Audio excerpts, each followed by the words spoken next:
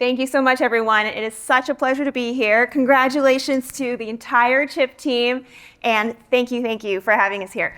I'm Kimberly. By way of introduction, I'm an engineering manager of the experimental projects team at Stripe. We are a team that exists to help quickly validate and or disprove new product opportunities at Stripe for our users and our partners. Nick. Hey everybody, I'm Nick. I met some of you yesterday and some of you earlier this morning. Super happy to be here. I'm also on the experimental projects team as a software engineer. So if you have questions about building anything, if you have questions about Stripe, about AI, I'm not sure I have the answers, but I can help you try work it out. Beautiful. And so for today, we're very excited to share more about token billing, which is one of our new projects we've been working on for the past couple of months. It is a way to make it super easy for you to set up usage-based billing for your app's AI usage. And Scott had mentioned this a little bit earlier. These days, AI usage is measured by and paid for in terms of LLM tokens, hence token billing. So just a side note there. Alrighty, as an overview for today's session, we will first dive into some of the challenges that we've heard from users recently about this token billing and charging for LLM tokens. Second, we'll walk through the token billing solution. And then third, we will walk through a demo of Chipp's integration with token billing. Yeah, cool, thanks. So as Scott kind of referenced earlier, LLMs have kind of fundamentally changed how you price in software. So previously, you're building your software tool. It's like a SaaS software, maybe went 10 years ago, 5 years ago, 3 years ago even. And your main costs are like your development center, you have marketing costs, you have some compute costs.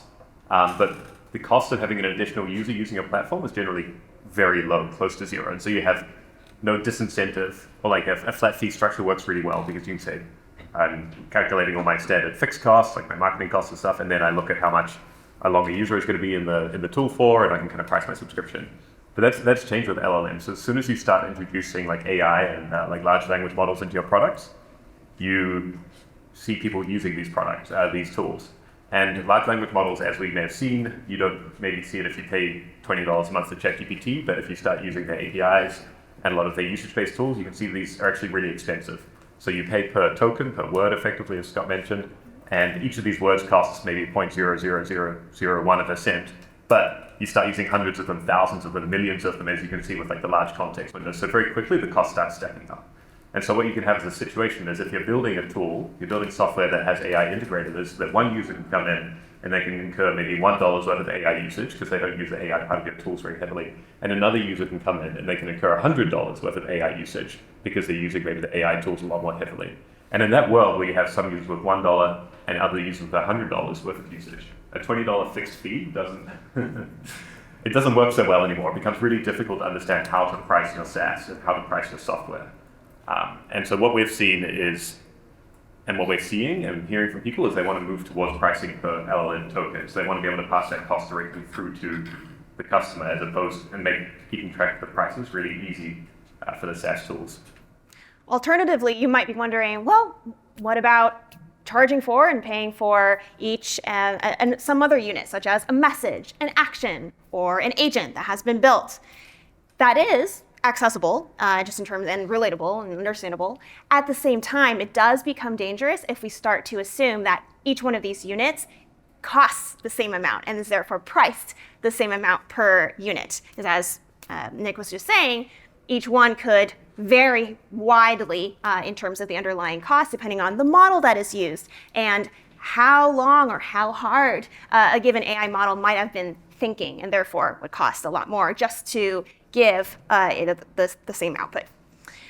So with that, also want to emphasize, over time, LLM, so AI model rates will change, especially as new models come out.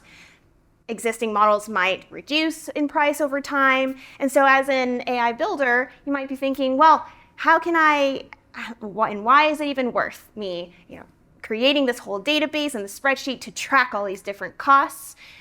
Here's an example, by the way, of this site that has all of these models, all of these here, and then each one over here has different rates, right? And these rates change over time. Look how long this list is of the models that are possible for one to use. So just to help visualize that.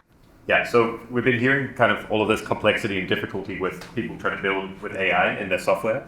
It's hard to price, it's hard to keep make sure we are still staying in the black, which is a term I learned yesterday, to stay profitable per user.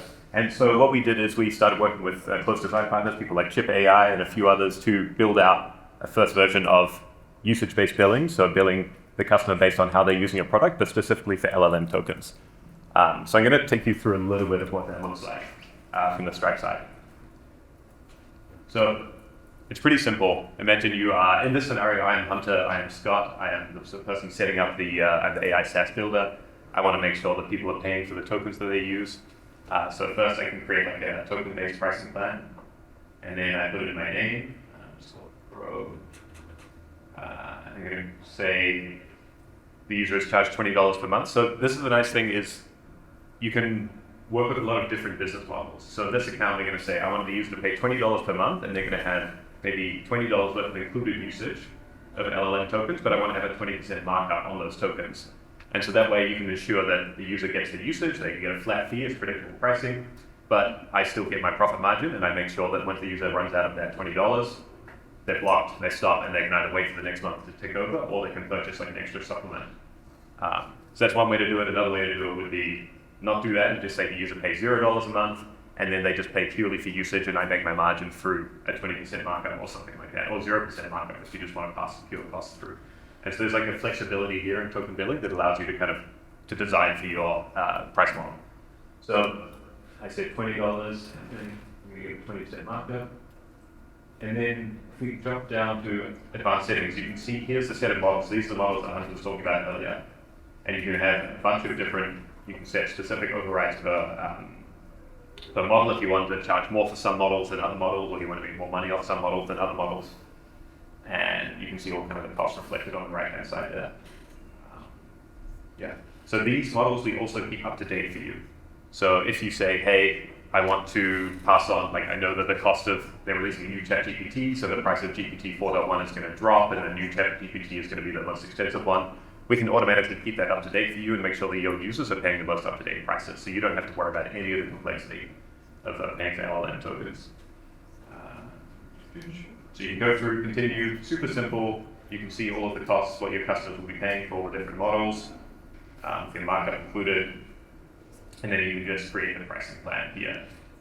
I'm just going to show you one we compared earlier, which is beautiful. So you can see all the different elements of the pricing plan and the different prices. So that's all you have to do. It takes 5 minutes to set up your pricing model, and then you can go ahead and integrate it with just a few lines of code change into your application. And now we're going to see how Chipp used it. Yeah, that's first round of applause.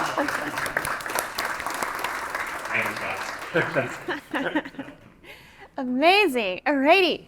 So I'm going to put on my Chipp hat. By the way, thank you, Scott. Chipp hats are beautiful. And I'm a very big fan. So let's say I am Kimberly, the Chippster. And I am creating an AI agent here using Chipp. So I'm in the build view.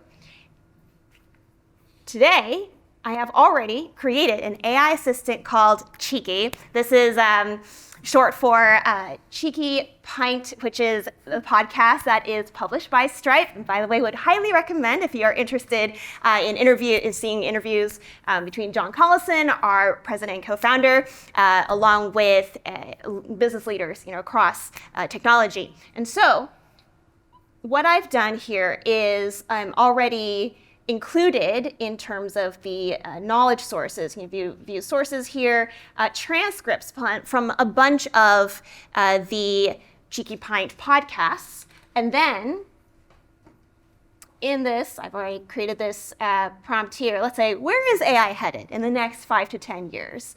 We can go ahead and send that.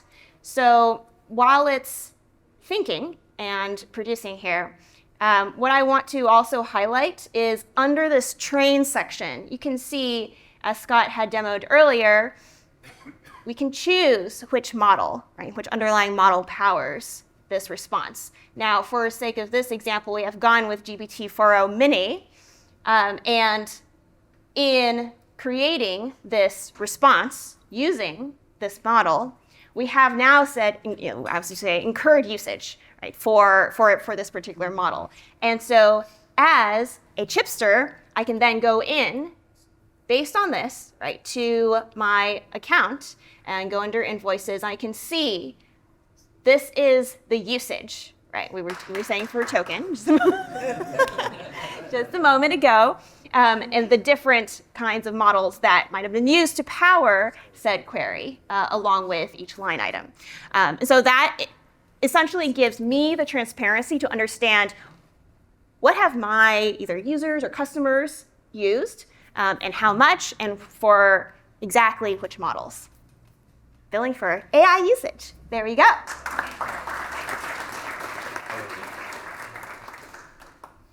Amazing. All of this, the last point I want to mention is that token billing has been built on top of our broader advanced usage-based billing suite, which is a customizable, powerful suite of primitives, APIs as well.